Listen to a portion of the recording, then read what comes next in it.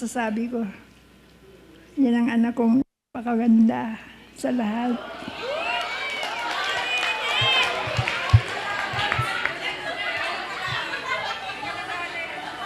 At saka, nung araw hindi siya mabait. Pero ngayon, ang bait na niya. Talaga, totoo yan. Nag-mature na siya. Nagtaka ako. Nag-mature na daw. Yun lang siguro. At saka mapagmahal, malalahanin. Marami siyang katangian. Kaya mahal na mahal ko yung anak. Yun lang. Halos lahat naman sila. Kaya lang, So wala daw dapat magselos kasi birthday naman daw. Happy birthday. Happy birthday, Emily. I love you. Okay, tama. Para tayo recording. Happy birthday, Emily. May you be blessed with a lifetime of good health and happiness. And may your day be as bright and beautiful as your smile. Happy birthday, Emily. God bless you always. Tsaka yung anak mong gwapo. Para laging siya makaagapay sa iyong buhay. Happy birthday. I love you. Happy birthday, Emily. Alam ko masama loob mo sa akin. Ano? Okay na, ha? Mahal na mahal kita. Tayo na lang, oh. Ina na lang tayo. Happy birthday. To! Thank you. Huwag mo pabayaan nanay mo, ah.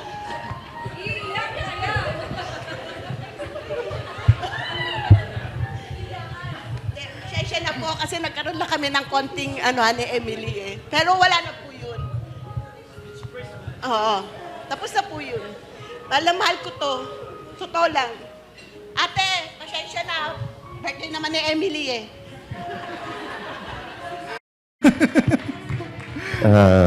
Unang-una, papasalamat tayo sa ating Panginoong Diyos.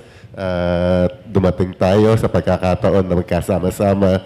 Tol, happy birthday. Although na talagang masasabi ko na marami tayong pinagdaanan, pero ito tayo, talaga, alam mo yun, Tol. Love you.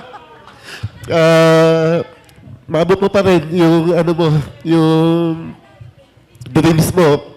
Alam kong maabot natin yan dahil kasama natin si Lord. So, I love you, Tol. Pasensya ka na sa regalo ko. Love you. Happy birthday, kapatid ko. Salamat sa Diyos. Alam mo yan, alam natin lahat na magkakapatid. Kung gaano natin kamahal ang bawat isa, miski na may pagkukulang ang bawat isa, nandito pa rin tayo, nagdadamayan. Buong-buo tayong pamilya. Happy birthday, kapatid ko. God bless. Thank you.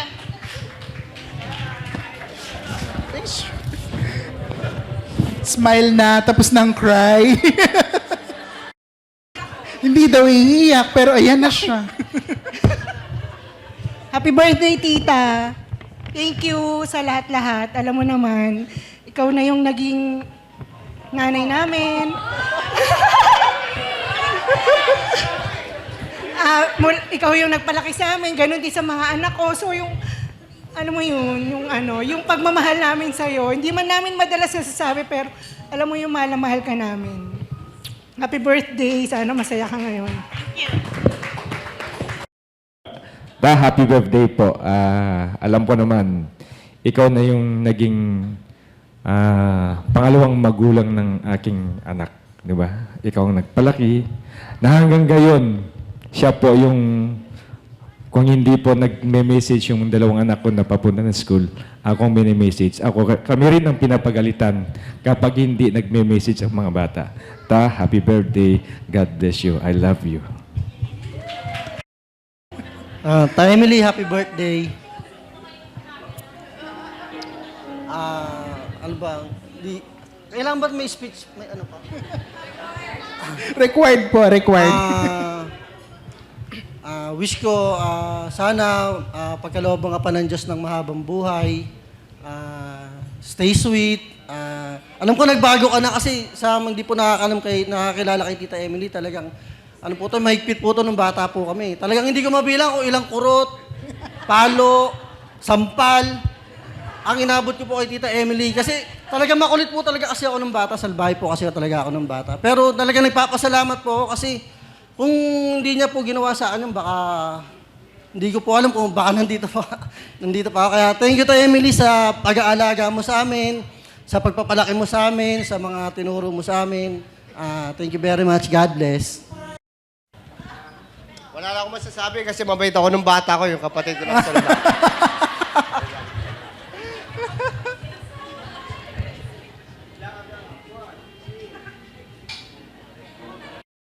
Tita, happy birthday. Yun, same din sa mga nasabi din nila. Alam mo naman, sobrang thankful kami sa'yo. Simula bata, ikaw talaga hatid sundo. Ikaw yung gumagabay talaga sa amin. Aside syempre sa mga parents namin. And hanggang ngayon na sobrang grateful kasi, yun, kahit, alam mo naman kahit wala na si mama, ikaw, kayong magkakapatid, yung nandyan para sa amin. So, thank you. Thank you. Actually, tita, yung part ng messages nila, nandito din yun, sinulat ko din. Pero first, happy birthday, tita. Naiyak na ako. Wala. Happy birthday pa lang, naiyak na ako, di ba? Sobrang blessed mo kasi na-reach mo yung celebration na may ganito. Kasi ito yung, sorry, ako yung emotional. Yun, sobrang blessed mo kasi nakarating ka sa age na to.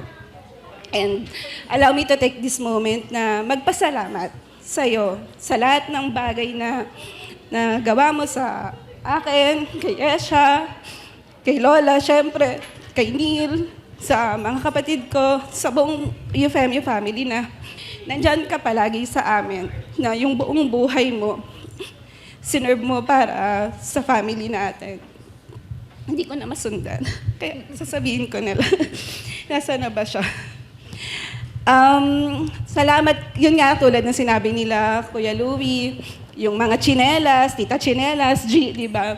Kasi bawal hindi matulog sa hapon, na yung pag lumalaki kami, namimili ka ng kaibigan namin. Thank you kasi nandun ka para supportahan kami. And kung ano talaga kami ngayon, kung nasaan kami ngayon, part ka nun. Siyempre, part sa yung buong family natin. And malaking part ka nun, tita.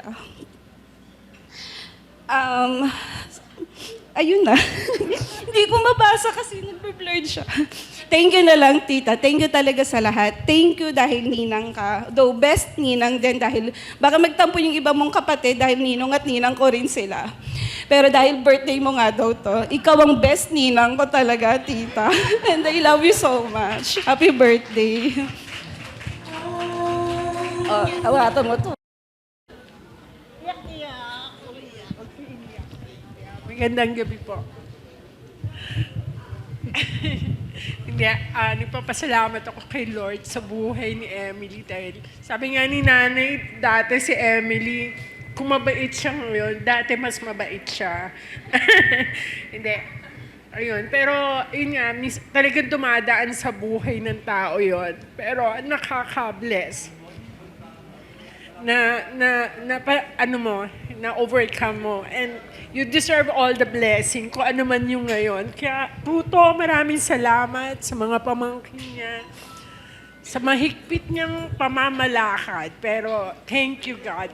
Parang, kung iisipin mo, parang, ako din nun eh, ang higpit niya kasi, totoo. Pero, somehow, ganun din ako. Pero, at least, naughty, hindi perfect, pero maayos naman sila. Kaya maraming salamat sa'yo. I'm so blessed talaga sa buhay mo. Kaya happy birthday. Thank you. Happy birthday po, tita, sa pinakamagandang tita, pinakamabait, inang bayan. Yan po, sana po, bigyan pa po kayo ni Lord ng good health palagi. Tapos a good mother, tapos nagkaroon po kayo ng a good son. God bless po. Picture?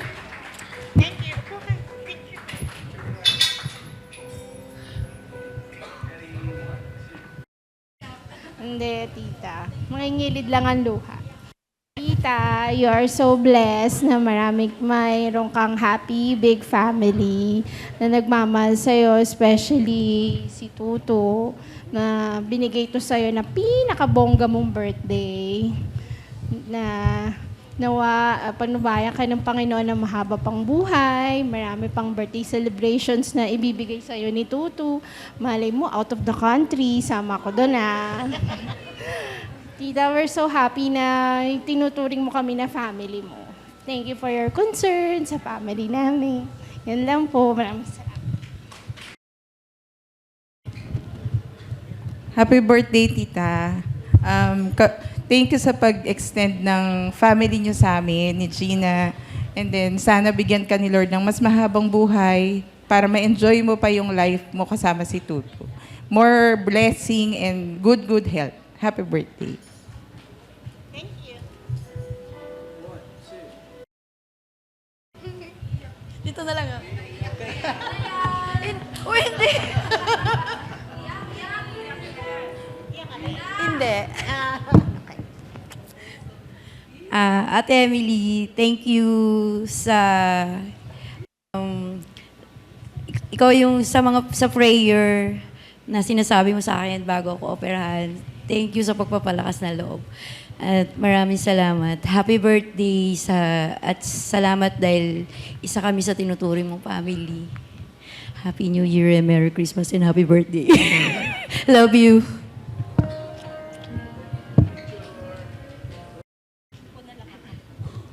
Maligayang, masayang kaarawan. Namimiss ka na ng tulay. Punta ka din pag may time. Ano po sa naiya ako? Masaya ako. At malusog ka. Ayan. Huwag na natin habaan. Naiya talaga ako. Happy birthday. Alam mo na yan. I love you.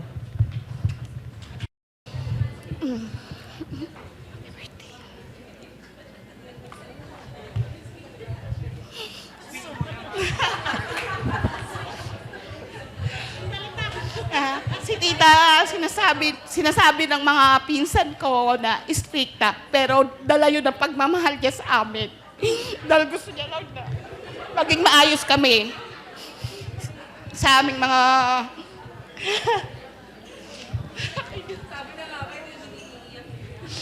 At nagpapasalamat kami, tita, kasi nandito ka. Para gabayan mo kami. I love you. Happy birthday.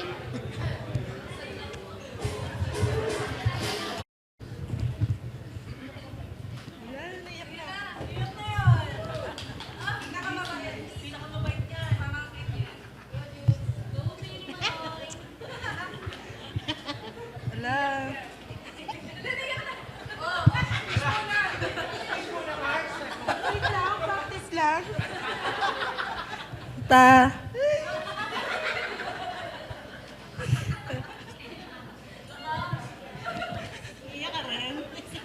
Kuya, happy birthday. Dito marap ka sa akin. Happy birthday, ta.